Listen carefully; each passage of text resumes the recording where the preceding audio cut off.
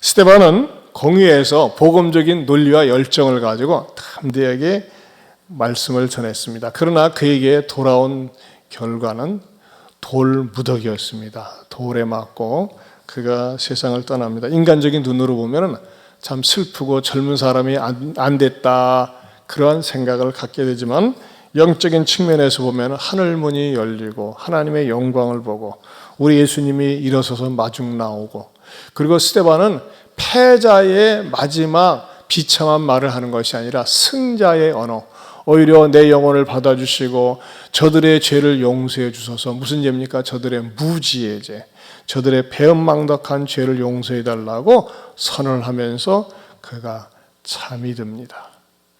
저는 이 잠이 듭니다라는 말씀을 묵상하면서 주님 이왕이면 저도 언젠가 주님이 부르실지 모르지만은 제가 세상 떠날 때 저 식구들 모아놓고 유언하고 축복기도하고 아름답게 잠이 들게 하여 주옵소서.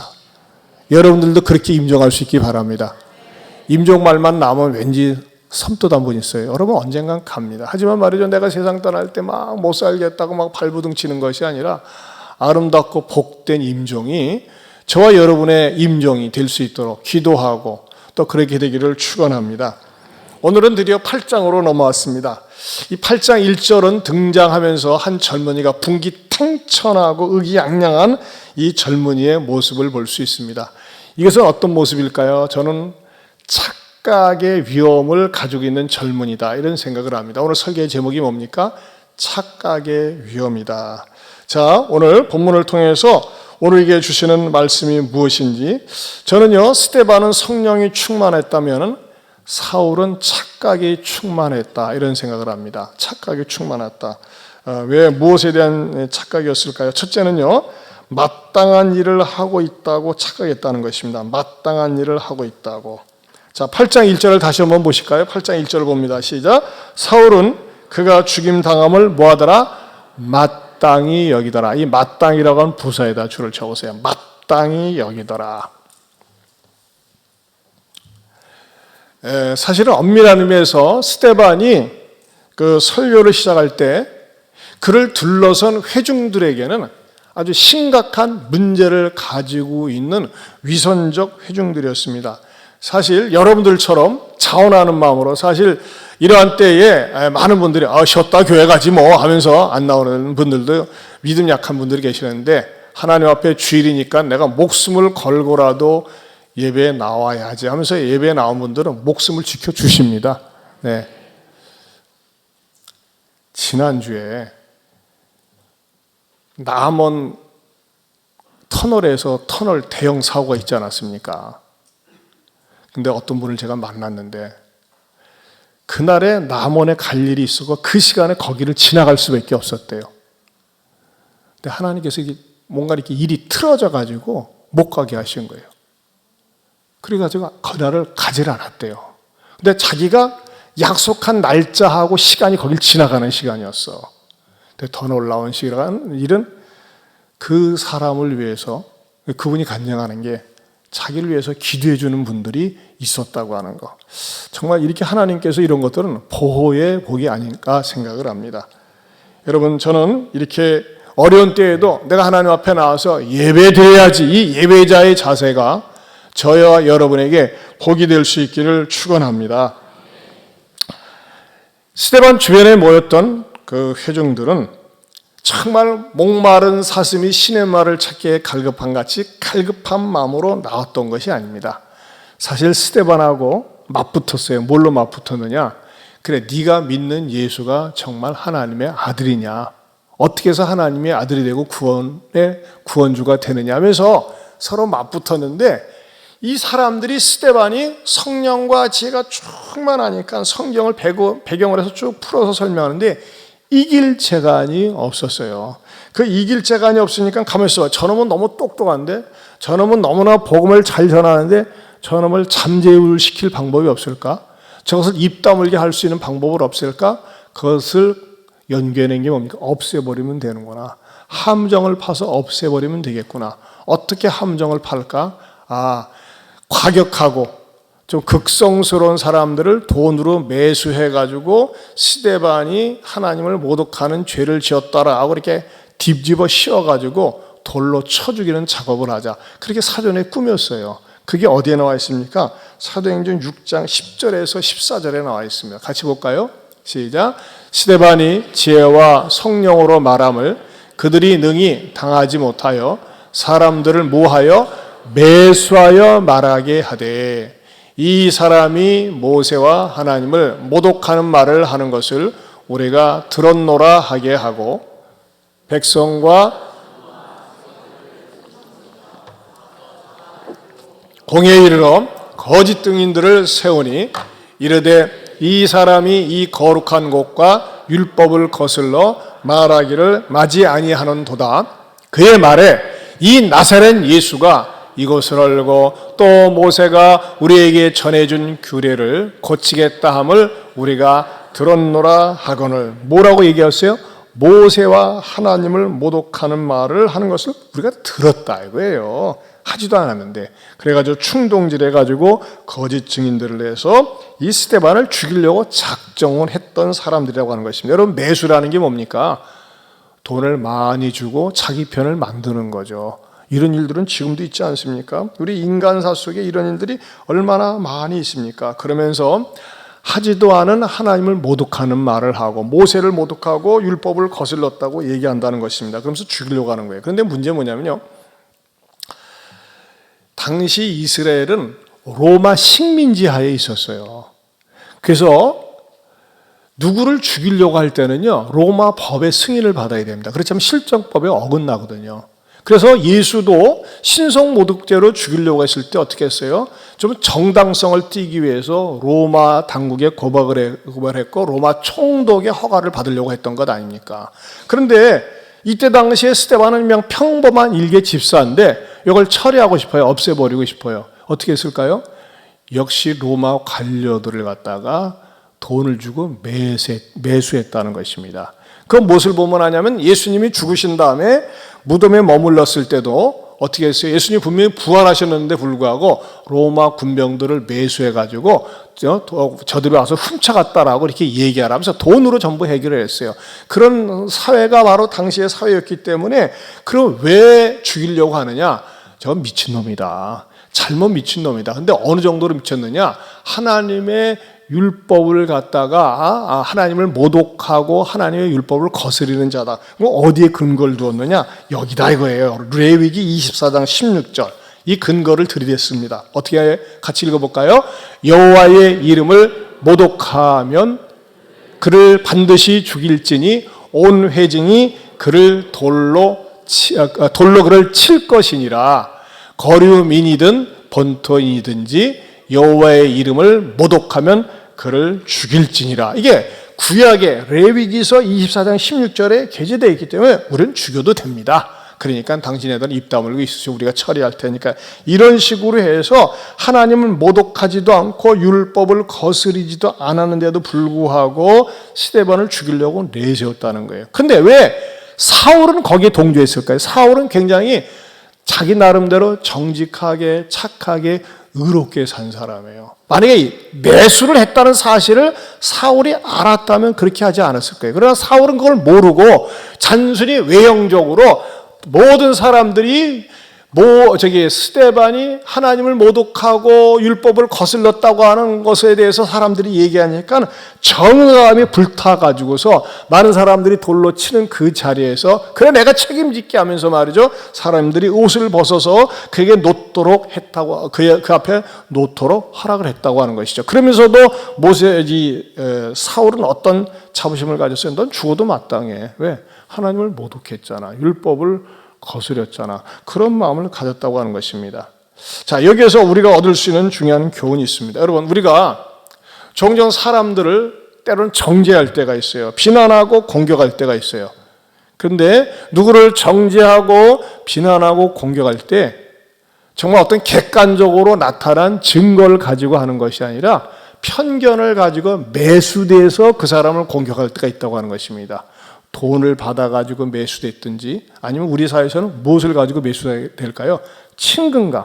내가 너하고 친하니까 얘기하는데 하면서 말이죠. 거짓 정보, 가짜 뉴스를 줘가지고 상대방에 대해서 편견을 갖고 상대방을 정죄하고 상대방을 공격하는 데 쓰임받을 수 있다고 하는 것입니다.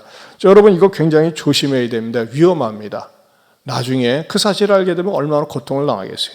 여러분 우리가 말이죠. 돌을 던져서만이 상대방에게 고통을 주고 상처를 줍니까? 언어의 돌을 던져서 고통을 줄 때가 더 많이 있어요. 언어의 돌. 언어의 돌을 뒤에서 던진다. 이걸 갖다가 뭐라고 합니까? 뒷담화 친다고 합니다. 뒷담화 친다. 그러지 않습니까? 담화라는 거 원래 일본 말이에요. 그렇죠? 근데 담화가 어디서 왔어요? 담화에서 온 것 같아요. 우리 담화문을 발표한다가 할 적에 담화. 그 담화가 담화로 바뀌었는데 어쨌든 이거 뒷담화 치지 마 그러잖아요. 뒷담화 치는 때 대부분 좋은 말을 할 때 뒷담화 칩니까? 나쁜 말, 근거 없는 말, 비방의 말을 할 때 보통 뒷담화를 친다는 것입니다. 이런 말들은 어떤 말들입니까? 이간질하는 겁니다. 상대방을 이간질하는 거예요.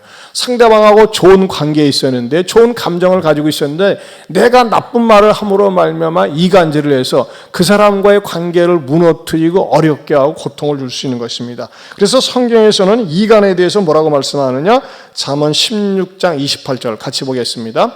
패역한 자는 다툼을 일으키고 말쟁이는 친한 벗을 이간하느니라. 또 공동번역 집회서 28장 14절에 보면 이렇게 말씀하고 있습니다. 이간질하는 자는 많은 사람의 마음을 뒤흔들어 이 고장에서 저 고장으로 흩어놓았으며 견고한 성곽을 무너뜨렸고 궁정을 파괴시켰다. 그렇습니다, 여러분. 여러분 때로는 우리가 지도자들을 이간질할 수 있습니다. 저도 말이죠. 이간질을 당해가지고 어려움을 겪은 때가 한두 번이 아니었어요. 여러분 절대 성한 사람, 멀쩡한 사람, 근거 없는 말로 내가 상대방을 공격하면서 이간질해서 넘어뜨리는 위험한 사람 되지 마시기를 축원합니다.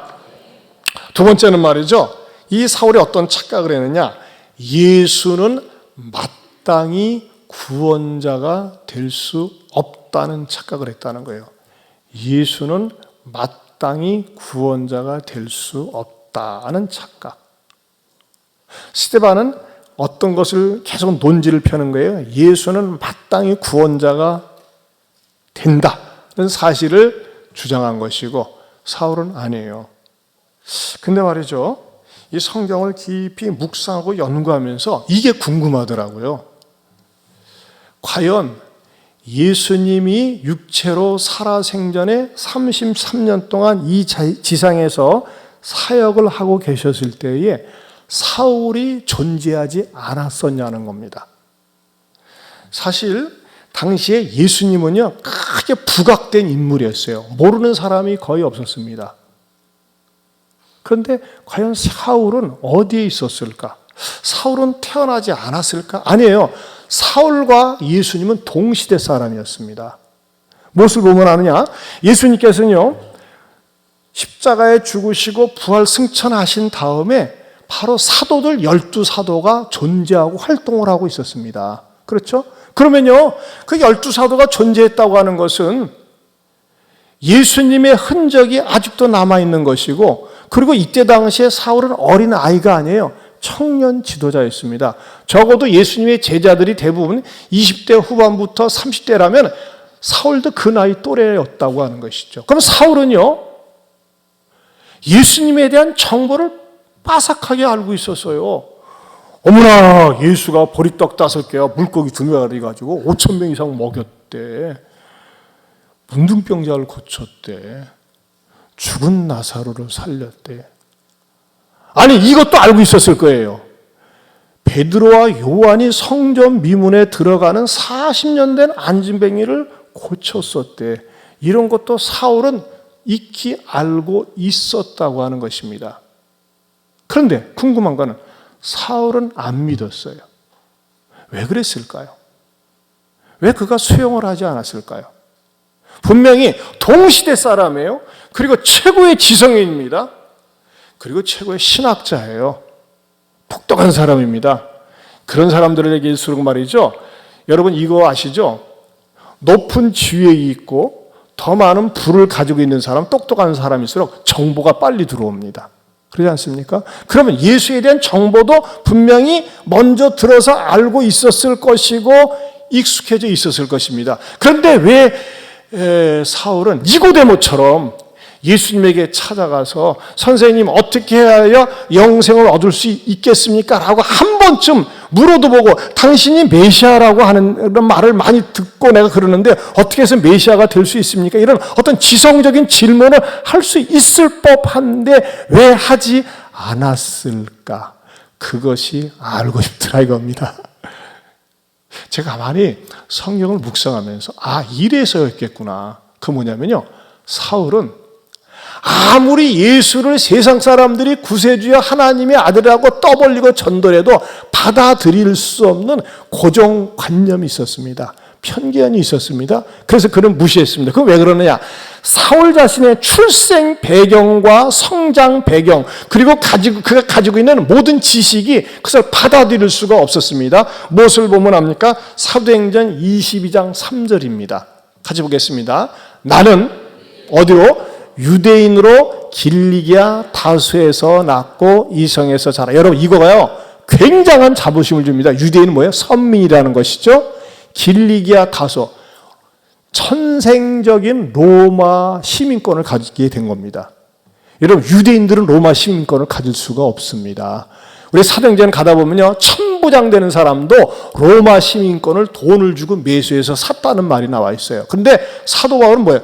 나는 태생적 로마 시민권이에요. 여러분 로마 시민권은요 감히 우러러보지도 못하는 그런 권세입니다. 사울은 이런 신분에 대한 자신감이 있었어요.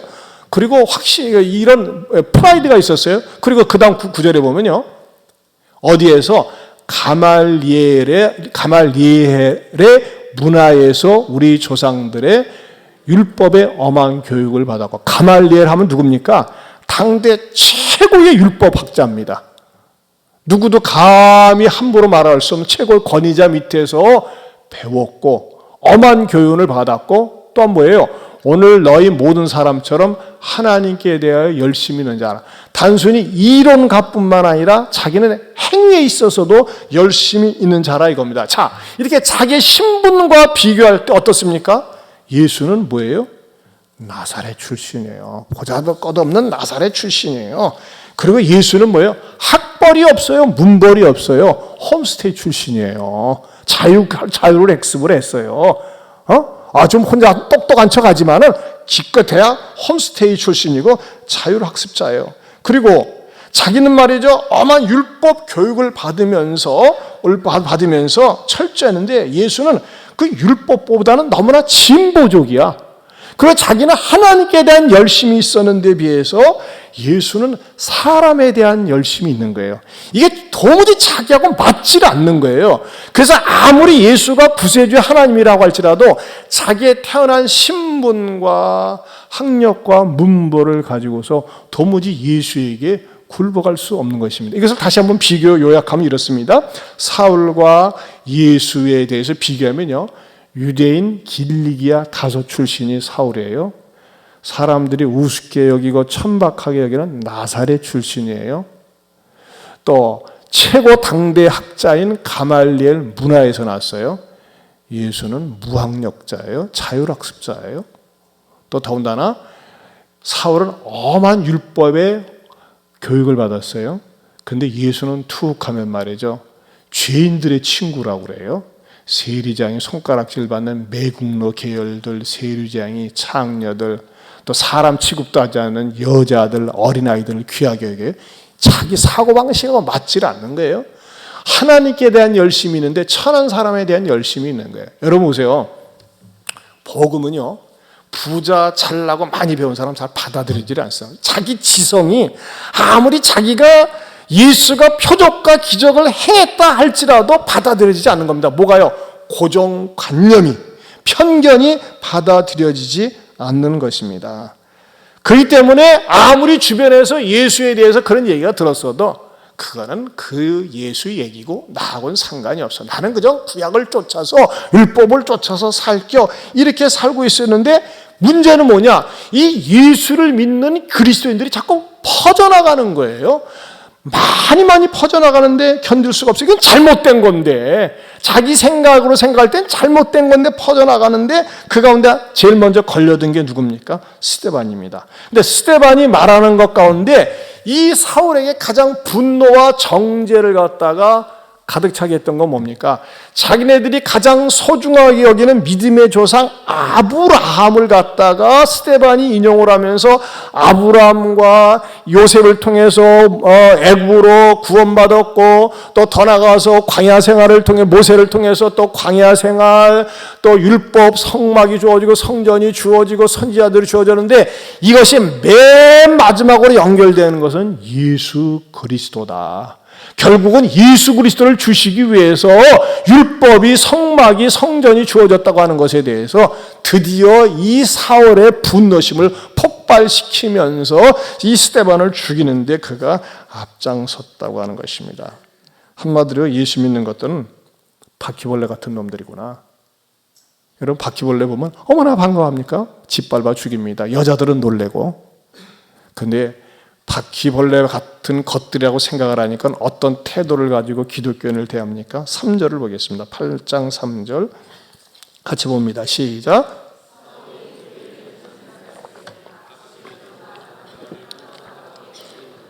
교회를 뭐 했어요? 잔멸했다 그랬어요. 완전히 존재 자체를 없애버리려고 그랬어요. 누가요? 사울이. 근데 어떻게 됩니까? 그가 역시 의기양양해가지고서 예수 믿는 것들을 잡아 죽이려고 막 돌아다니면서 다메섹 도성에 가다가 대낮에 우리 주님 예수님을 만납니다. 예수님이 나타나서 사울아 사울아 어찌하여 네가 나를 핍박하느냐. 근데 사실 사울이 살아생전에 한 번도 예수 핍박한 적 없거든요. 근데 만약 거기서 사울이 난 당신을 이제 처음 보는데요? 핍박한 적 없는데요? 그러면은 곤란한데 뭐예요? 예수님은 교회를 핍박하는 것, 그리스도인을 핍박하는 것은 곧 나를 핍박하는 것이라고 얘기합니다. 근데 그 자리에서 꼬꾸라집니다. 만약에 그가 거기서 반항했다면 즉사하고 말았을 거예요. 근데 그 자리에서 꼬꾸라지면서 회개하면서 당장 전도자가 되는 것이 아니에요. 아라비아에 가서 그가 3년 동안 철저하게 자기의 신앙 잘못된 것을 회개하고 구약에서 예언되어진 예수 그리스도에 대해서 배우고 알게 되고, 그 다음에 스데반의 설교를 통해서 나타나신 우리 예수님에 대해서 깨달은 다음에 복음 서신서를 쓰면서 그가 전도자로 쓰임을 받습니다. 자, 그런데 사울이 변하여 바울이 되어져 가지고 이방인을 위한 선교사로 전도자로 쓰임을 받으면서 어느 정도로 사울의 삶 속에는 어려움이 기다리고 있는 줄 압니까? 스데반은 그냥 돌 한 방 맞고 죽었지만은요, 어떻게 보면 스데반 이상으로 가난과 학대와 박해와 죽임 당할 뻔한 위기와 어려움을 사울은 겪었다고 하는 것입니다. 그걸 보면요, 너무나 처연하고 애절해요. 이 사울이 고통당한 걸 보면요. 어디에 나와 있느냐? 고린도후서 11장 23절에서 27절입니다. 같이 보겠습니다. 시작. 내가 수고를 넘치도록 하고 옥에 갇히기도 더 많이 하고 매도 수도 없이 맞고 여러 번 죽을 뻔하였으니, 여기 보면요, 매도 수도 없이 맞았다는 것 가운데 이거 보세요. 유대인들에게 40에서 하나 감한매를 5번 맞았으며, 여러분 40에 하나 감한매가 몇 번이에요? 39대입니다. 요만한 몽둥이로요, 여기 맞습니다. 39대. 우리는 몇 대면 막 걔네들 또 때리는 사람들이 슬슬 때리겠습니까? 죽으라고 때리지. 엉덩이가 다 부스러졌습니다. 그것을 5번 맞았다고 그랬어요. 39번씩 5번. 그리고 3번 태장은 이따만한 기다란 매입니다. 그거로 맞고, 돌로 맞고, 3번 파선하고, 일주야를 깊은 바다에서 지냈고, 여러 번 여행하면서 강의 위험, 강도 위험, 동족의 위험, 이방인의 위험, 시내의 위험과 광야의 위험과 바다의 위험과 거짓 형제 중에 위험을 당하고, 또 수고하며 애쓰고 여러 번 차지 못하고, 줄이며 목마르고 여러 번 굶고 죽고 헐벗었노라. 얼마나 비참합니까? 아마 예수님을 따르는 제자들 가운데서 사도 바울처럼 이렇게 비참하게 고통을 당한 사람이 없어요. 그리고 마지막에는 로마에 가서 참수형을 당합니다. 여러분 얼마나 비참, 처참, 참담합니까? 그러나 사도 바울은요, 예수님을 만나고 나서는요, 가장 행복하게 산 사나이입니다. 항상 기뻐해라, 쉬지 말고 기도해라, 범사에 감사하라. 누가 얘기했어요? 베드로가요? 사도 바울이 얘기했습니다. 그런 늘 기쁨에 넘쳐서 살았어요. 왜 그런 것입니까? 그가 그렇게 박해를 했던 싫어했던 예수님을 자기가 무식해서 무지해서 착각을 해서 외면했었는데, 예수님을 진짜 만나고 보니까 인생의 참된 의의와 목표를 발견하게 됐고, 그 예수님을 전하면서 살다 보니까 그 어떤 환난이나 박해나 가난이나 어려움이 닥쳐도 예수님의 자녀가 되었다고 하는 그 자체가 행복했었다고 하는 것입니다. 여러분 가운데 혹시 예수님에 대해서 이야기할 때, 예수님에 대해서 생각하고 예수님에 대해서 이야기할 때, 훌륭한 기독교의 교주지, 저 교회 다니고 신앙생활하면 착하고 선하게 살고 의롭게 살지, 나도 그런 좋은 교인이 될 거야, 그렇게 생각하는 분 계십니까? 여러분, 예수님은 그런 분을 위해서 오신 게 아닙니다. 나는 아무리 생각해도 나 스스로는 구원받을 수 없고 구원할 수 없는 죄인입니다. 나는 죄인이기 때문에 예수님의 피가 필요하고, 예수님이 나의 죄를 위해서 십자가에 죽으셨고 3일 만에 부활하셨음을 믿습니다 라고 고백하는 사람들을 위해서 예수님은 오셨습니다. 그리고 그 예수님을 믿을 때에 그 사람에게는 구원이 임하는 것입니다. 여러분, 부탁합니다. 당부합니다. 종교인으로 교회 다니지 마십시오. 종교인은 그저 예수를 생각할 때 4대 성인 가운데 한 사람으로, 교회 다니면 좀 교양이 있고 좀 착한 사람으로 생각할 수 있습니다. 아닙니다. 교회 다니면서 내가 깨닫고 깨달으면 깨달을수록 알아야 되는 게 뭡니까? 나는 철저하게 구원을 필요로 하는 죄인이라고 하는 사실입니다. 그리고 예수님 없이는 살 수 없고, 예수님 때문에 살고, 예수님을 생각할수록 나는 삶의 목적과 의의를 발견한다고 고백할 수 있는 사람이 진짜 그리스도인이라고 하는 것입니다. 그런 의미에서 저는요, 저와 여러분들이 그 예수님이 나를 찾아주시고 복음을 듣게 해주시고 나의 죄를 위해서 죽으시고 3일 만에 부활하신 주님을 생각할 때에 이 찬양, 나 같은 죄인 살리신 주의 놀라워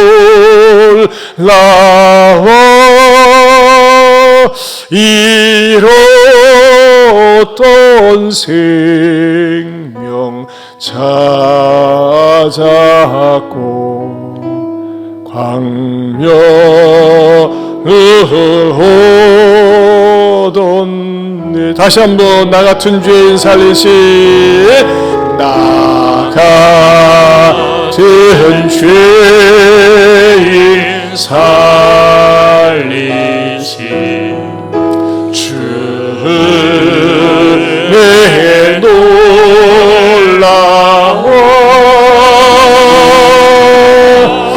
이뤘던 생명 찾았고 광명을 얻었네.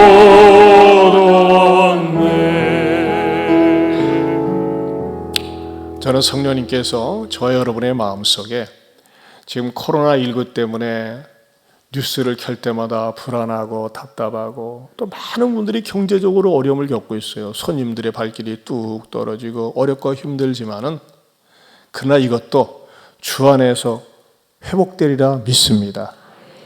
염려하지 말고 두려워하지 말고, 하나님 이 위기는 기회고 고난 가운데서 잘 감당하고 이길 때 더 좋은 것을 주실 줄로 믿습니다. 자꾸 선언하고 믿을 수 있길 바랍니다. 세 번째로는 다수가 다 인정하면 마땅하다는 착각입니다. 다수가 다 인정하면 마땅하다는 착각. 사실 스데반 한 사람만 빼놓고 전체 공회원들이 여기는 모든 사람들이 스데반을 죽이는데 동의했어요. 그러나 여러분, 그들이 동의해서 스데반을 죽인 것이 옳은 것입니까? 마땅한 것입니까?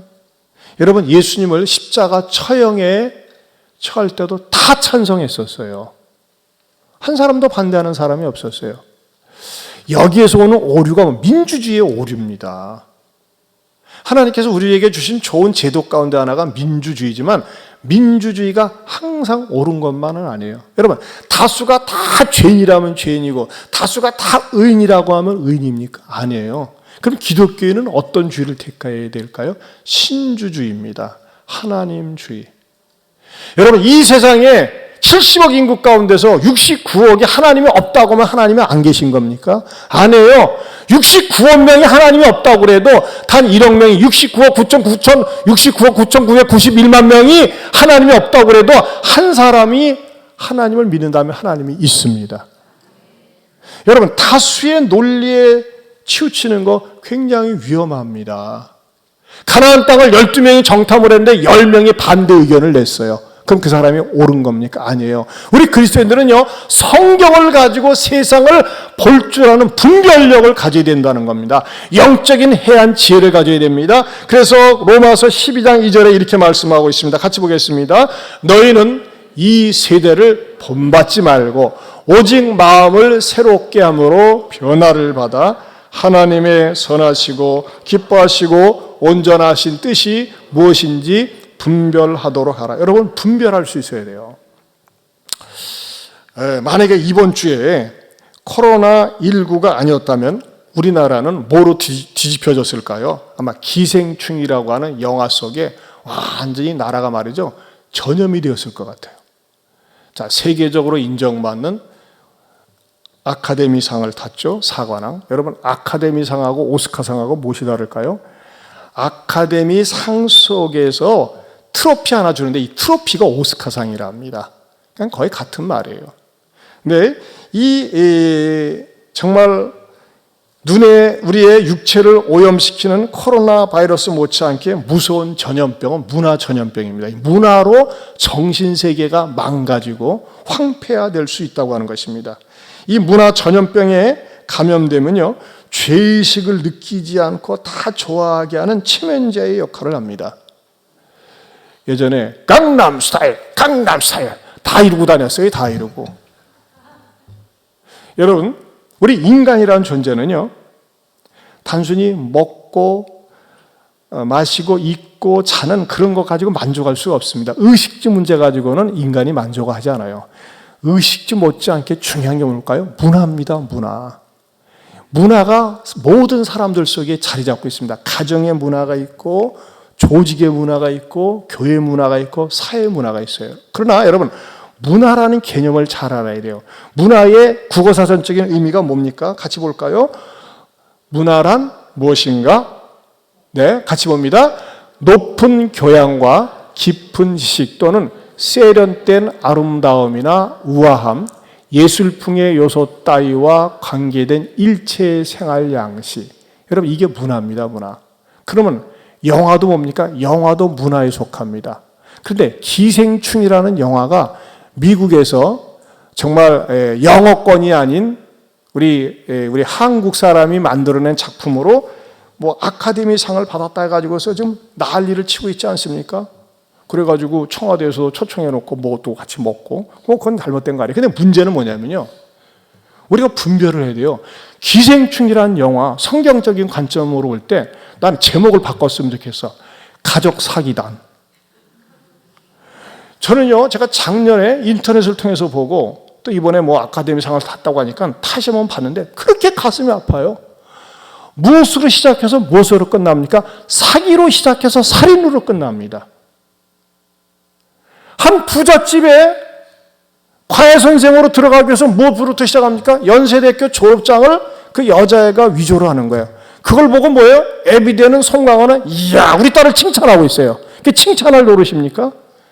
여러분, 그 내용 속에 거짓말과 이용해 먹고 등쳐먹고 사기치는 거, 그리고 그 밑에다가 또 지하실에서 살고 또 등쳐먹고, 등쳐먹는 것이 연쇄사슬처럼 되어 있어요. 여러분, 그게 가족 영화입니까? 더러운 말, 음란한 말, 죽이는 말, 빼앗아 먹는 거, 그것으로 가득 져 있어요. 그런데 그것이 상 받았다고 그래가지고서 우리가 모두가 좋아하고 따를 규범이 되겠느냐 이거예요. 물론 그 작품 속에는, 작품이라고 하는 거가 참 저 개인적으로는 말이죠, 마음에 들지 않습니다. 뭐 자본주의의 폐해라든지 빈부격차의 모순에 대해서 보여줬다. 여러분, 정당한 방법으로 잘 사는 거 뭐가 잘못된 겁니까? 그러나 가난해서 어렵게 사는 거, 피자 박스를 만드는 거, 그거라도 할 수 있다는 게 감사한 거 아니겠어요? 그런데 문제는 뭐예요? 왜 남의 부잣집에 들어가면서 처음부터 왜 사기쳐가지고 들어가려고 합니까? 정당한 방법이 아니라. 그리고 계속 사기치고 이용해 먹습니다. 그리고 뭐 지하실 냄새가 난다, 뭐 전철 냄새가 난다, 그것이 견딜 수 없어가지고 살인 동기의 원인이 되고, 말이 됩니까? 기생충 보신 분들도 계시고 안 보신 분들도 계시는데 제발 부탁합니다. 보지 마십시오. 눈벨입니다. 귀벨이더군요. 하지만 여러분, 우리가 분별은 해야 돼요. 세상에서 아무리 인정하고 상을 팠다 할지라도 아닌 것은 아니라고 하는 것입니다. 그걸 아셔야 돼요. 대법원에서 간통죄 죄가 아니다 한다 할지라도 죄는 죄예요. 근데 세상 거기에 신뢰 휩쓸려가는 거예요. 휩쓸려. 사관왕을 탔으니까는, 전 세계에서 인정받으니까. 여러분, 그것을 교과서에 실을 내용입니까? 너무나 유명하니까 아이들을 모아놓고 같이 봐야 될 영화입니까? 아닙니다. 보지 말아야 될 영화입니다. 그거 보면 말이죠, 애들의 가치관이 흐려집니다. 아, 맞아, 컨닝해도 돼, 등쳐먹어도 돼, 사기쳐도 돼, 아이고 기술이 없어서 그렇지, 뭐 졸업장 뭐 좀 위조 좀 하면 어때? 그래도 되는 겁니까? 아니에요. 이것에 대해서 바른 것을 가르쳐 줄 수 있는 게 교회가 되어야 되고 성도들이 되어야 된다고 저는 믿습니다. 세상 사람은 다 좋아요. 그것에 대해서 조금만 비판하면 난리쳐요. 아니에요. 비판은 잘못된 것이지만 올바른 성경적인 가치관을 가지고 해야 됩니다. 여러분, 문화라는 건 항상 어떤 요소가 들어가 있어야 되니까 아름다움이 있어야 됩니다. 기독교 문화의 아름다움은 뭘까요? 여러분, 세상의 모든 종교는요, 여자와 어린아이를 무시합니다. 여러분, 회교권은요, 여자가 눈구멍만 내고 다니라고 그래요. 그렇지 않습니까? 기독교는 여성의 문화를 존중히 여겨서 뭐가 나왔어요? Lady first. 여자 먼저. 그거 아니에요? 여러분, 아름답고 좋은 문화는 뭐로 시작해서 뭐로 맞춰야 될까요? 사랑으로 시작해서 섬김으로 맞춰야 됩니다. 근데 기생충이란 영화는 사기로 시작해서 살인으로 마친다는 거예요. 네, 그러면 어떻게 된 거냐? 그 아카데미상 시상식 때 점수 줬던 사람들은 뭐냐? 네, 제가 생각할 땐 또라이 집단이라고 생각을 합니다. 분별력이 없는 거예요. 들으면 심사위원들 기분 나쁘겠지만 안 그러겠어요? 그것도 작품이라고. 여러분, 제 말에 여러분들이 기생충을 본 분들 동의한다면 머리를 위아래로 까딱까딱, 아닙니다 목사님 잘못됐습니다 그러면 옆으로 흔드시고 한번 해보세요. 시작. 여러분, 세상 사람과 우리는 달라야 돼요. 세상과 영리해야 된다는 겁니다. 더럽고 음란하고 악하고 사기치고 못된 것을 갖다가 정다고 하고 그걸 즐겁다고 하고 재밌다고 하고 박수치고 상 주는 것에 대해서 아닌 것은 아니라고 하는 것이 소금의 역할이 빛의 역할입니다. 만약에 그러한 기생충과 같은 내용이 우리 사회에 만연하고 수단과 방법을 가리지 않고 내 욕망을 채우고 내 배를 채우고 나 자신을 채우는 것이 인간 사회다. 그게 적자생존이요 더러운 사회가 아니고 무엇이겠습니까? 그런 사람들을 데려다 놓고 뭐하고? 참 안타까워요. 만약에 저는 이런 생각이 들어요. 이 코로나가 이게 막 발병되지 않았더라면 난리북을 쳤을 거예요. 난리북을 쳤을 거예요. 근데 이것 때문에 그냥 쏙 들어갔잖아요. 청와대 데려다 놓고 방방 띄우려고 했는데. 여러분, 의도적인 부정적인 마음을 가질 필요는 없지만 그러나 성경의 가치관에 어긋났을 때는 우리는 때로는 미움을 받아도 바른 소리를 해야 됩니다. 영리한 환경 속에서 생명력이 거슬러 올라가야 되는 것이 바로 교회의 역할이요 저와 여러분의 역할인 줄로 믿습니다. 세상 사람들은 가치관이 전도돼 가지고 재미있고 좋고 자극적이고 돈을 많이 벌면 다다. 아닙니다. 그렇지 않습니다. 설령 가난해도, 설령 못 배웠어도 성경적인 가치관을 가지고 사는 사회에 그런 교회가 있는 곳에 하나님은 복을 주시리라 믿습니다. 바라기는 분명히 코로나19 지나갑니다. 하지만 이것 때문에 저는 저와 여러분들이 하나님 앞에 이 사회를 끌어안고 기도할 수 있기를 바랍니다. 중국 시진핑이 교만한 마음을 가지고 중국 우한에서 말이죠, 시범적으로 교회를 핍박하기 시작하면서 우한으로부터 이 코로나19가 시작되었다는 사실은 우연의 일치 아니라고 하는 것. 중국 지도자들이 회개하고 기도하면서 중국의 새로운 부흥이 일어날 줄로 믿습니다. 저는요 이런 생각을 하는 거예요. 제가 금요일에도 말씀드렸지만 이 신천지라고 하는 집단은요 이단 역사 속에서 가장 악랄하고 비열합니다. 악랄하고 비열해요. 이렇게까지 악랄하고 비열한 이단이 없습니다. 얼마나 많은 가정들이 파괴되어져 가지고 우리 젊은 대학생들이, 저도 말이죠 토요일날 전도 나가면요 기가 막힌 게 싱싱팔발한 대학생들이 거기 노방전도로 신천지 애들이 나왔어요. 말이 안 통해요. 이게 한번 세뇌당하면요 얼마나 가슴이 아픈지. 이 신천지의 악랄한, 저는요 왜 말이지 이 청와대 게시판에 제가 금요일에 올렸잖아요. 이렇게 좀 해체 청원을 누가 올렸는데 여러분 좀 다 아세요. 근데 이게 말이지 정식으로 막 말론 이론적으로는 그래요. 막 검찰에서 수사를 하느냐. 고발을 해야 돼요. 고발. 피해자들이 정식으로 고발을 해가지고 낱낱이 드러나야 됩니다. 이 710명이 말이죠 왜 숨어 있어요. 얘네들은 그런 데니까요. 잠입해 들어가가지고서 얼마나 비열하고 얼마나 악랄하고 잔인한지 몰라요. 이 신천지에 폭 빠지지 않습니까? 여러분 사람은 일반적으로 어느 때 폭 빠지는 건 신비주의에 빠져요. 신비주의는 남들이 경험하지 못한 독특한 체험을 했기 때문에 빠지는 거거든요. 예를 들면 하나님을 봤다, 예수님을 봤다, 꿈에서 뭘 봤다 하면 거기에 폭 빠지게 되었어요. 이 신비주의 성향이 그래요. 그것도 위험한 거 아니겠어요? 근데 이 신천지는 신비주의적인 게 없어요. 그냥 자기네들 나름대로 비유풀이 말씀 공부를 하는데 이단의 잘못된 방향으로, 이 비유풀이도 말이죠 뿌리를 보면 통일교에 있어요. 박태선. 그러니까 다 짜집게 한 거예요. 이만희가.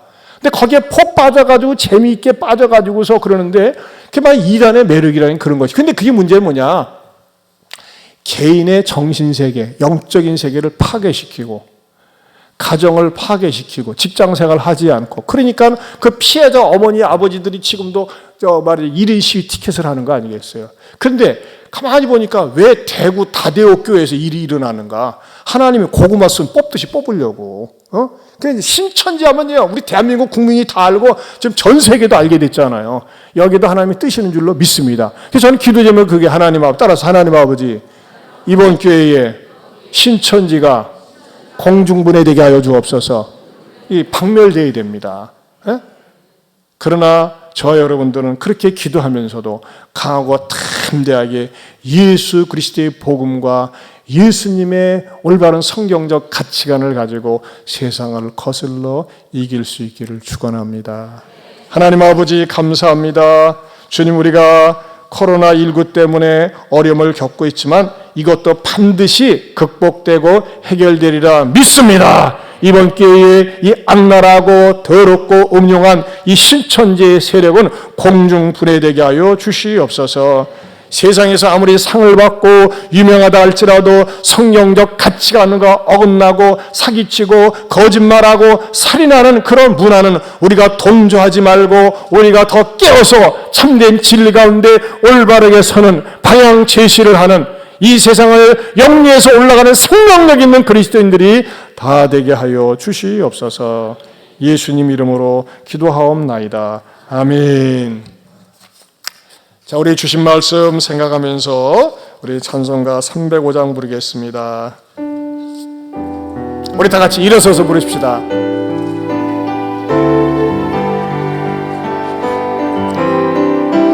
나 같은 죄